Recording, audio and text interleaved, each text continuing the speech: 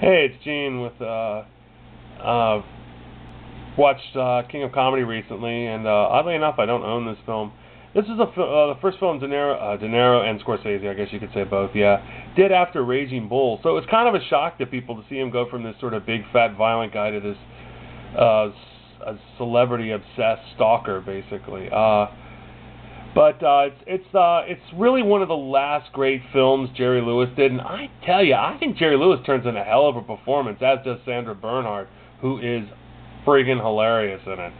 Also, a few little tidbits you might not know about the movie, and hopefully people watched it because we didn't start this just for not to discuss films, but well, yeah, to discuss films, so not just sit there and say watch it and then no one watches it. I did post it all on the page, by the way. Anyway, a few little tidbits. De Niro always is screaming at his mother in the movie, and that is Martin Scorsese's mom, which most of you know. Also, there is a scene in it where Rupert Pupkin goes to Jerry Langford's house, and Jerry Langford, they get into sort of discussion, and De Niro's Pumpkin, which is De Niro's character, gets a little angry with him about something, a little sort of short with him, and he says, "So does Hitler," Jerry Lewis says. That wasn't scripted. And what they were able to do was expose the dark side of one fame, which is this is what it did. But they did a great job at bringing out Jerry Lewis's dark side. Very famously has quite a dark side. Is not a guy you're going to go in and mess with. Saw an interview once where a guy was interviewing Lewis about a film he made called The Clown, which he refuses to talk about, and Lewis cut him off big time. Told the guy to get the hell out, right on camera. Didn't care. Said, "I'm not talking about it. You bring it up again, I'll throw your ass out the door." So he's one of those guys. But De Niro and Scorsese did what I think a brilliant move is they would come in late.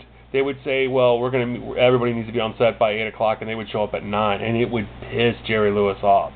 If you watch the film, you'll see that there are frustrating moments between these two characters and actors.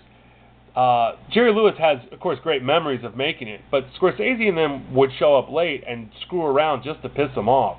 But it worked, and again, Jerry Lewis turns in just an absolute excellent performance in this, as does Sandra Bernhard, who is just phenomenal in it.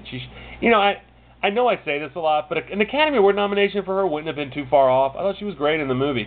This film was just small. I think Scorsese was going through a weird period, which Rob touches on the website. But also, this film didn't do well at the theater. Neither did his next one, which would be After Hours, which I think are two of the real more interesting Scorsese pictures. King of Comedy, which I don't own, hopefully it'll come out on Blu-ray soon, is a film that's not easy to watch because you feel real uncomfortable, but that's great filmmaking.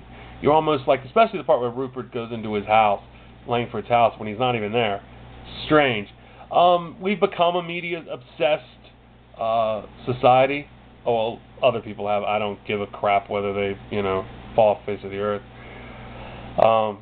But, with the paparazzi and these Entertainment Tonight shows and Showbiz Tonight, all these horrible shows that are on television, King of Comedy is really, I think, probably one of the first films to really touch on these subjects pretty well, especially stalking, which in a few years after this film would start taking darker turns. I think most recently, Joss Stone, the singer, they caught guys near her house who were going to actually kidnap her and kill her.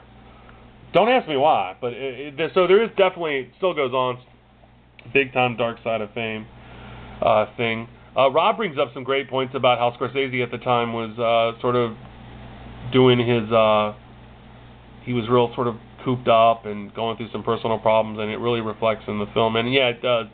What I love about it is the fact that a lot of, like I said, the little known facts about the film. Like I said, the guy who plays Langford's producer is really Johnny Carson's producer, and of course the character is based on Johnny Carson, who also, again, like Conan O'Brien in the most recent documentary, they have dark sides. These guys are under a lot of pressure to make these films, and I think make these shows funny. And comedians are generally the darker, they have pretty dark sides to them. And Scorsese and De Niro really poke holes in that. They really expose it. And I think that's what makes this movie one of Scorsese's best. And a lot of people, this is, gotta realize, this is long, but this is before Goodfellas. This is long before Scorsese was a household name, too. But if you were a fan, and we were and are, this really remains a great treat. It kind of reminds me of Network. It's so relevant all the time. It never lost any of its power. Also, there's some great outtakes if you can ever find them. One where Scorsese's they're doing a scene in the park in New York, and some old lady walks up and starts talking to Robert De Niro on camera. It's real funny. But again, a great movie and a great first pick. So if you haven't watched it, watch it.